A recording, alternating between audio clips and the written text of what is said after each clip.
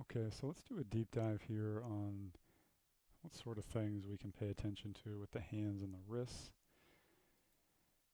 We'll use Rory McIlroy with a 3 wood. If we go back to kind of our first parallel position, you can always look for some nice width here. This gap is important. A lot of amateurs are way too narrow.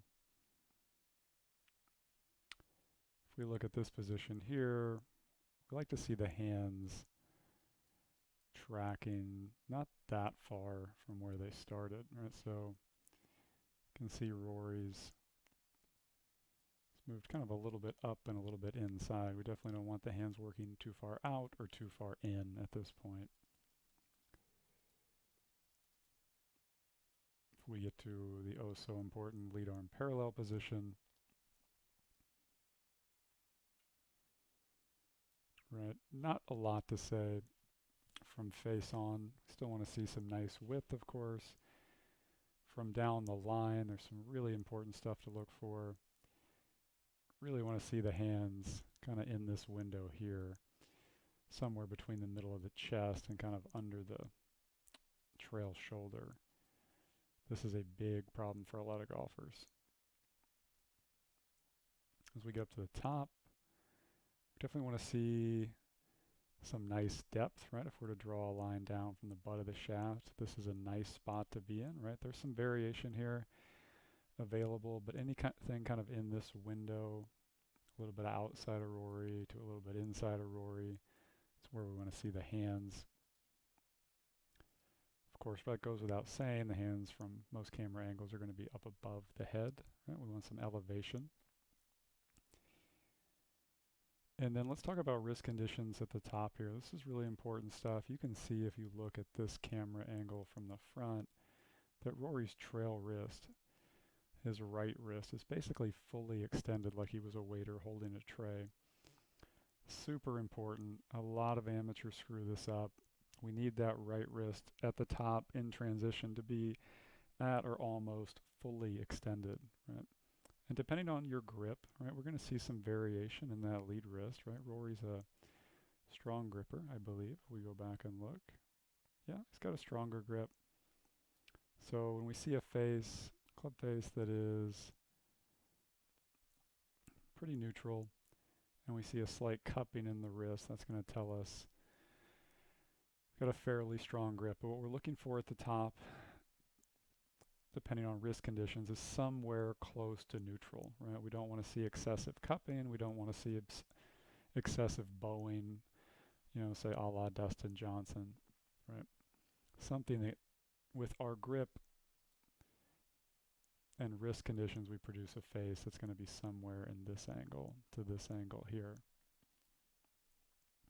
Okay, and then in transition, we're going to watch the hands start to move ever so slightly down, mostly out.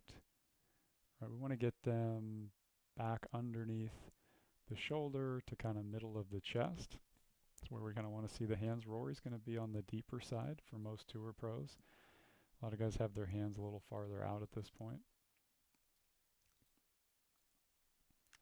If we take and compare Rory's hands on the backswing to where they end up on the downswing here face on, you're going to see that they come in ever so slightly, right?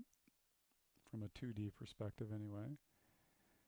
But most amateurs are still way, way too close to their head or body here. So we're going to keep an eye, make sure we've got some nice distance. You can note his hands are still outside of his feet at this spot. And as we get closer and closer to impact, we're going to see the hands move kind of out in front of the body. One spot to check is when that lead arm gets kind of parallel to the target line, the hands are going to be somewhere in the front of the thighs, where we're going to see some nice angle in the shaft. Clear all that out. Big important checkpoint for the hands is when the shaft is parallel in the downswing. Where are the hands? We're going to tend to see them in the middle of the thigh or in the back of the thigh with the longer clubs. And butt into the grip, getting close to the golf ball, right? So like so, right? When the face is kind of turned down ever so slightly, you can see the hands here, which if we go back, it's going to be not super far.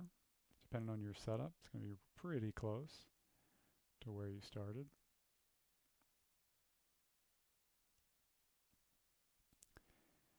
Then at impact, you see he gets them more or less right on where he started. And impact conditions, we like to see still a nice amount of extension here, relatively flat to slightly bowed or slightly cupped with the wrist, again depending on your grip, type of shot you're trying to hit.